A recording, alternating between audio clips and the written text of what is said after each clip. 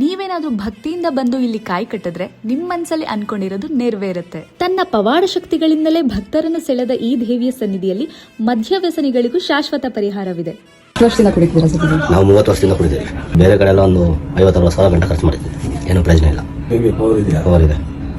ಅದಕ್ಕಿಂತ ದೇವ್ರ ಪವರ್ ಚೆನ್ನಾಗಿದೆ ಅಂತ ಹೇಳ್ಬೋದು. ಜನಸಾಮಾನ್ಯರಿಂದ ಹಿಡಿದು ಗಣ್ಯಾತಿ ಗಣ್ಯರು ಸಹ ಇಲ್ಲಿಗೆ ಆಗಮಿಸುತ್ತಾರೆ.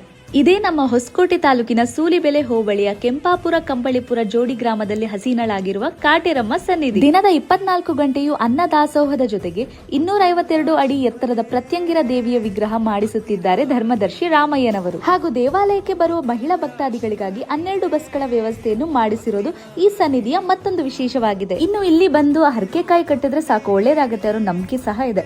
ಅದರಿಂದಾನೇ ಹರಕೆಕಾಯಿ ತಗೊಳ್ಳೋಕೆ ಭಕ್ತರು ಮುಗಿಬಿದ್ದು ಬರ್ತಾರೆ. ಸ್ವಲ್ಪ ಜಾಬ್ ಅದೆಲ್ಲ ಇತ್ತು, ಇವಾಗ ಏನಿಲ್ಲ, ಬಂದಿದ್ಮೇಲೆ ಎಲ್ಲ ಒಳ್ಳೇದಾಗ್ತದೆ. ಇಷ್ಟು ಶಕ್ತಿಯುಳ್ಳ ಕಾಟೇರಮ್ಮನ ಸನ್ನಿಧಿಗೆ ಪ್ರತಿನಿತ್ಯವೂ ಭಕ್ತ ಸಾಗರವೇ ಹರಿದು ಬರ್ತಾ ಇದೆ. ಮತ್ತೆ ತಡ ಯಾಕೆ?